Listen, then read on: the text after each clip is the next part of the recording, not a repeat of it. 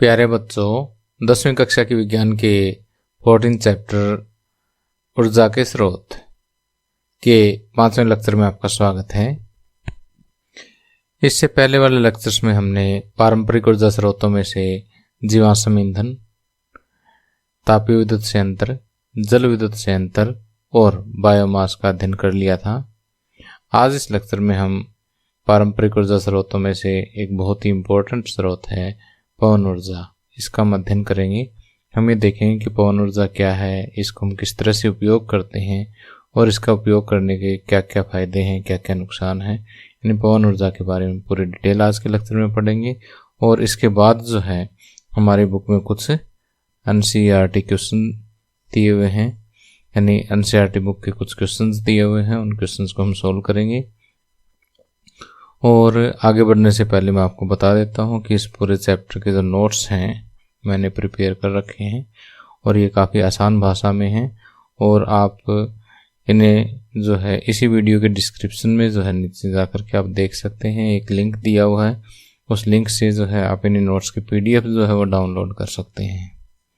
ठीक, और आप इसके लिए जो है मेरी मोबाइल ऐप भी डाउनलोड कर सकते हैं और मोबाइल ऐप का लिंक भी मैंने इसी वीडियो के डिस्क्रिप्शन में दे रखा है। और आइए अब आगे बढ़ते हैं। अब आइए देखते हैं कि पवन ऊर्जा क्या होती है। पवन ऊर्जा के बारे में बताने से पहले मैं आपको यह बताता हूं कि पवन क्या होती है। जो गतिशील वायु होती है ना, उसको हम क्या कहते हैं? पवन कहते हैं। गतिशील वायु जो है वो क्या कहलाती है? पवन कहलाती है। वास्तव में वायु गतिशील क्यों होती है या पवनिक क्यों चलती है? तो देखिए, ये मान लेते हैं कि हमारी पृथ्वी की सरफेस है और जैसे सूर्य का प्रकाश जैसे इस पे आता है ना, तो सूर्य के विकिरणों के कारण जो है धरती की वायु आपको पता है गर्म होती है।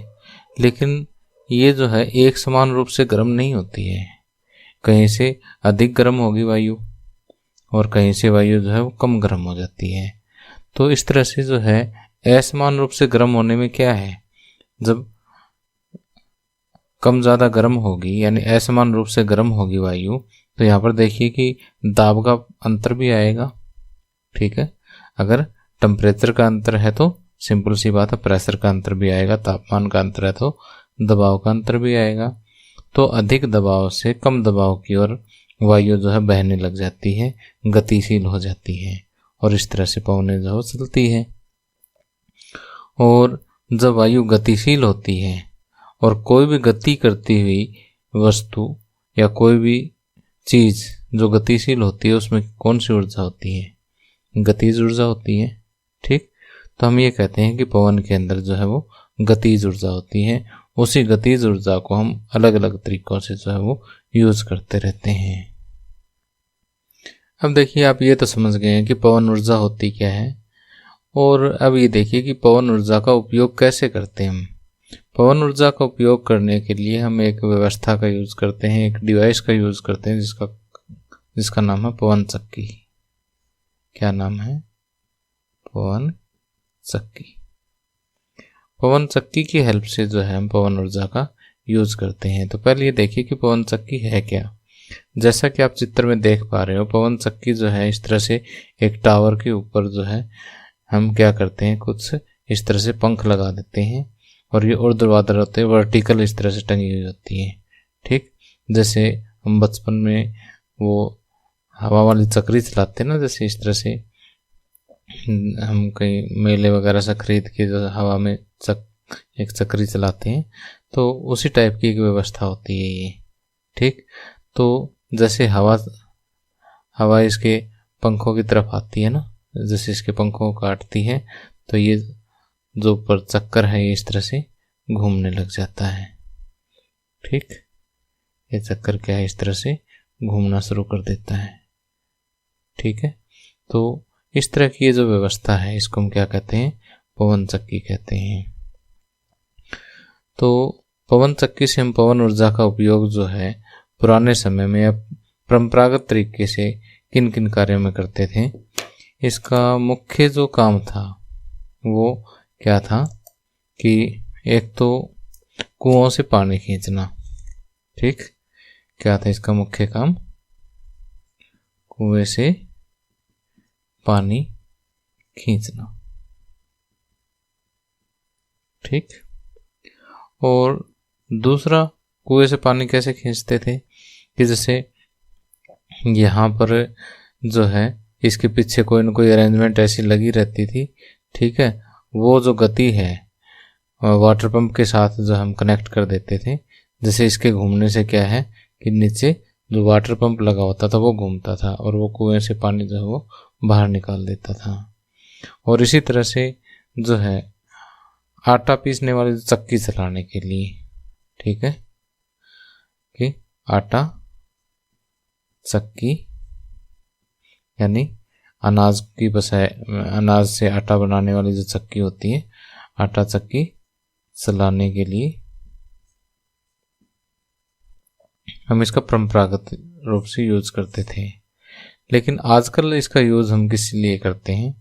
विद्युत ऊर्जा पैदा करने के लिए। विद्युत ऊर्जा पैदा करने के लिए आजकल हम इसका यूज करते हैं। तो देखिए यहाँ पर मैंने नोट्स में लिख भी दिए हैं कि पवन की गतिज ऊर्जा का उपयोग जो हम परंपरागत रूप से कहाँ यूज करते थे? जल को कुओं से खींचने में तथा अनाज चक्कियों को चलाने में इसका हम यूज करते थे। और आजकल इसका यूज हम कहाँ करते हैं?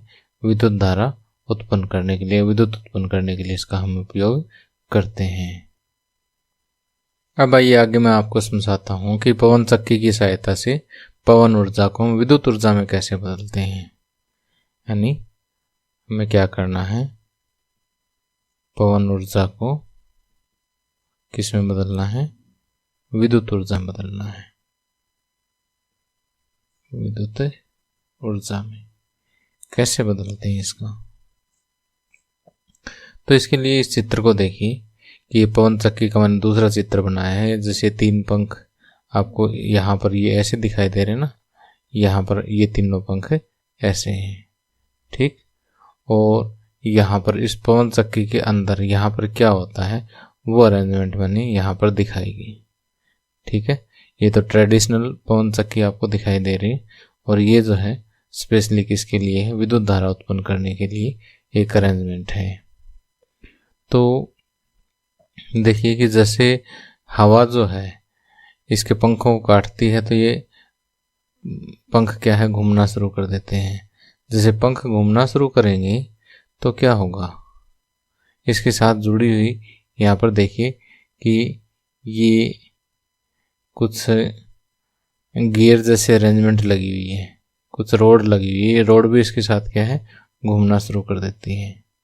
ठीक, दिखाई दे रही है ना कि जैसे ये रोड भी क्या करेगी? इसके साथ घूमना शुरू कर देगी। और ये रोड जो है आगे किसके साथ जुड़ी होती है? ये जो रेड कलर का आपको दिखाई दे रहा है ना, ये डायनमो है, विद्युत जनित्र है। ये इसके साथ जुड़ी हुई है। तो ये विद्युत जनित्र के अंदर जो चुंबक लगी है उसको घुमाएगी और विद्युत जनित्र क्या करेगा? विद्युत ऊर्जा पैदा करेगा। तो ये सेम टू सेम ऐसा ही है जैसे जल विद्युत संयंत्र और जो ताप विद्युत संयंत्र में टरबाइन को घुमाने के लिए यूज करते हैं ना, तो जो टरबाइन वाला काम है वो यहाँ पर हो रहा है। ठीक है, कहने का मतलब ये है कि हवा के चलने से इसके पवन चक्की की पंखे घूमेगी, पंखुड़ियाँ घूमेगी। पंखुड़ियाँ के घूमने से क्या है कि एक किस्म से आप ये कह सकते हो कि ये टरबाइन घूमता है, टरबाइन विद्युत जनित्र के साथ जुड़ा होता है। ठीक, और फिर वहाँ से क्या पैदा होती है? विद्युत ऊर्जा पैदा होती है। अब देखिए कि पवन चक्की के बारे में मैंने जो भी कुछ आपको पढ़ाया उसको बिल्कुल आसान भाषा में यहाँ पर लिख दिया है, आप इसको आसानी से पढ़ सकते हो। तो जितनी बातें बताई है मैंने पवन चक्की के बारे में, उसके अलावा इसमें एक खास बात और है कि जो एकल पवन चक्की है ना, एकल पवन चक्की जो है उससे उत्पादन क्या है? बहुत ही कम होता है। ठीक है, इसलिए विद्युत ऊर्जा पैदा करने के लिए हमें बहुत सारी पवन चक्कियाँ जो है एक साथ स्थापित करनी पड़ती हैं। ठीक, और इस तरह से जब हम बहुत सारी पवन चक्कियाँ एक साथ स्थापित करते हैं तो वो जो स्थान है उसको हम क्या कहते हैं? पवन ऊर्जा फार्म कहते हैं। ठीक, और दूसरी इम्पोर्टेंट बात ये है कि पवन चक्कियों की पंखुड़ियों को घुमाने के लिए जो बेस्ट हवा मानी जाती है, बेस्ट पवन की जो गति मानी जाती है, वो कितनी है? 25 किलोमीटर प्रति घंटा की गति। ठीक, अब हम पवन ऊर्जा के कुछ लाभ देख लेते हैं कि पवन ऊर्जा में देखिए कि कोई भी गैस या अन्य ऐसा कोई उत्पाद, राख वगैरह उत्पन्न नहीं होती जो कि पर्यावरण प्रदूषण करे, इसलिए पर्यावरण के लिए बिल्कुल सेफ है, कोई पर्यावरण प्रदूषण ये पैदा नहीं करती। दूसरा ये है कि ये एक नवीनीकरणीय ऊर्जा स्रोत है, यानी ये कभी ख़त्म नहीं होने वाली चीज़ है कि अगर एक बार हमने इसको कंज्यूम कर भी लिया फिर हवा चलेगी, फिर दोबारा से जो है ऊर्जा पैदा हो जाएगी। ठीक है, इसका ख़त्म होने का हमें कोई डर नहीं है। और दूसरी बात है कि जहाँ पर आपके पवन ऊर्जा फार्म जो लगे हुए हैं, यानी बहुत सारी पवन चक्कियाँ जो लगी हुई है, उसके नीचे की जो ज़मीन है उसको आप कृषि कार्यों में यूज़ कर सकते हो, क्योंकि ये पंखे तो काफ़ी ऊपर चलते हैं।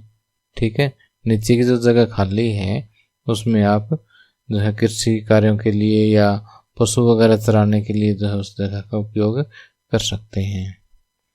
और जो है ये जहाँ समुद्र तट वगैरह है, जहाँ पे हवा अच्छी चलती है और वहाँ की ज़मीनें ज़्यादा यूज़ नहीं आती, ऐसी जगहों पर भी हम ये फार्म लगा सकते हैं, पवन चक्कियाँ लगा सकते हैं।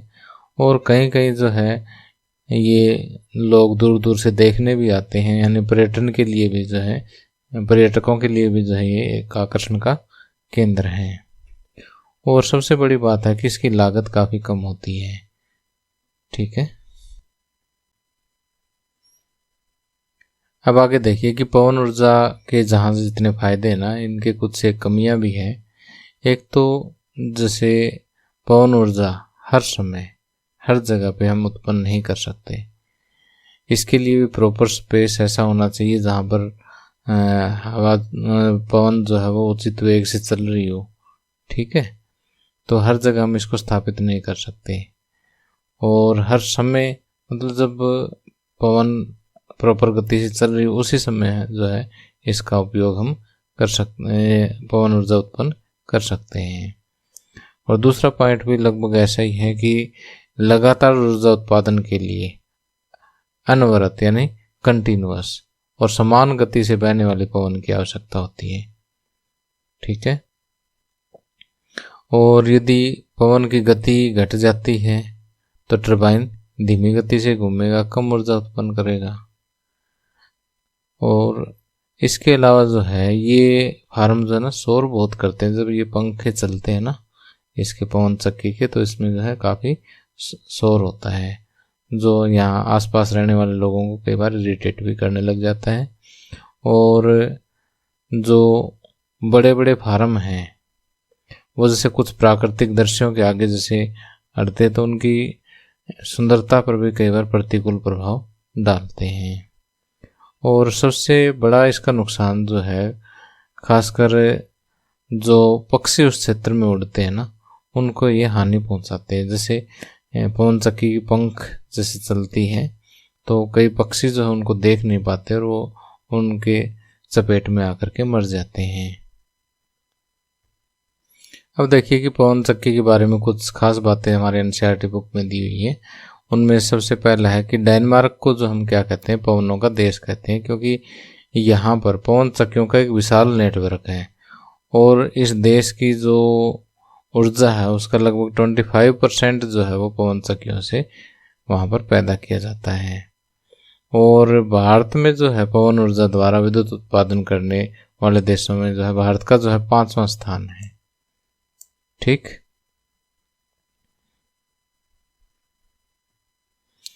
और यदि हम इंडिया के अंदर अपने जितनी क्षमता है ना, अगर उसका उपयोग यानी पवन ऊर्जा की जितनी क्षमता है उसका उपयोग विद्युत उत्पादन के लिए करें तो 45,000 मेगावाट इतनी विद्युत शक्ति जो है वो उत्पन्न कर सकते हैं।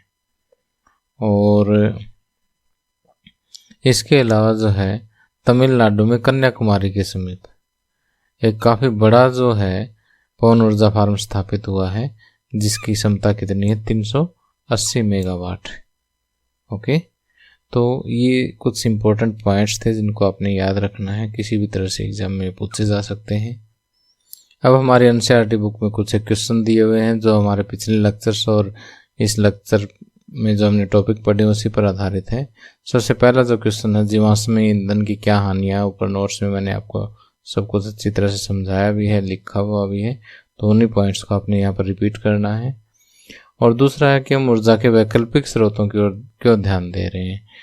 तो देखिए कि जैसे जैसे टेक्नोलॉजी में जो है डेवलपमेंट हो रही है, प्रौद्योगिकी में उन्नति हो रही है, उसके साथ साथ जो एनर्जी की डिमांड भी बढ़ती जा रही है, ऊर्जा की मांग भी जो है वो बढ़ती जा रही है। तो जो हमारे परंपरागत ऊर्जा स्रोत हैं वो तो हमें पता है कि किसी न किसी दिन समाप्त हो ही जाने हैं। तो अगर सारी ऊर्जा की डिमांड हम वहीं से पूरी करेंगे तो वो स्रोत तो खत्म हो जाएंगे। इसलिए हमें एक वैकल्पिक व्यवस्था की आवश्यकता है और इसलिए हमें ऊर्जा के वैकल्पिक स्रोतों की आवश्यकता है। कारण जो है जो मैंने अभी डिस्कस किए हैं वही है, साथ में जो है प्रदूषण से बचाने के लिए, क्योंकि जो परंपरागत ऊर्जा स्रोत हैं जिसमें ज़्यादातर हम क्या यूज़ करते हैं, जीवाश्म ईंधन यूज करते हैं, तो वो जो है ज़्यादा प्रदूषण फैलाते हैं। तो उस प्रदूषण को कम करने के लिए भी हम वैकल्पिक स्रोतों का यूज करते हैं।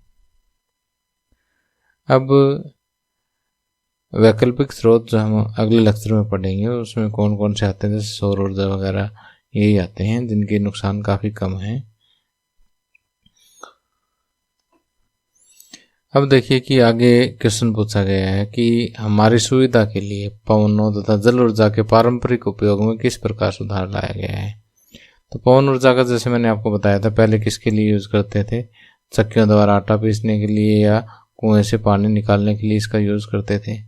लेकिन आजकल इसका यूज़ किसके लिए कैसे करते हैं, विद्युत उत्पादन के लिए करते हैं। ओके, और इसी तरह से जल ऊर्जा की बात करें तो पहले तो जैसे इसको जल ऊर्जा को परिवहन के साधन के रूप में, जैसे मान लीजिए भारी जो लकड़ी है उनको जैसे एक स्थान से दूसरे स्थान तक लेके जाना होता था तो ये इसको नदी में डाल देते थे। नदी के बहाव के साथ साथ ये लट्ठे जो है बह करके चले जाते थे आगे जहाँ पर जाने होते हैं, तो वहाँ पर इनको रोक करके वहाँ से निकाल लेते थे। तो यदि देखा जाए तो जल ऊर्जा का इतना ज़्यादा यूज़ नहीं था पुराने समय में, लेकिन अब जो है जल ऊर्जा का उपयोग हम किसके लिए करते हैं, विद्युत उत्पादन के लिए करते हैं। और इतना ज़्यादा है कि लगभग हमारी ऊर्जा की जितनी आवश्यकता ना उसका 35% जो है जल विद्युत ऊर्जा से हमारा पूरा होता है। इसके अलावा अगर बायोमास में भी अगर सुधार देखें तो लकड़ी का हम क्या बनाते हैं, चारकोल बनाते हैं जिससे और अच्छा ईंधन बन जाता है। गोबर के उपले की जगह पे बायोगैस प्लांट लगाते हैं। इस तरह से जो तकनीकें हमारी विकसित हुई हैं। तो प्यारे बच्चों, ये थे हमारे कुछ सिंपल से एनसीईआरटी क्वेश्चंस जिनको एग्जाम में डायरेक्ट पूछ लिए जाते हैं।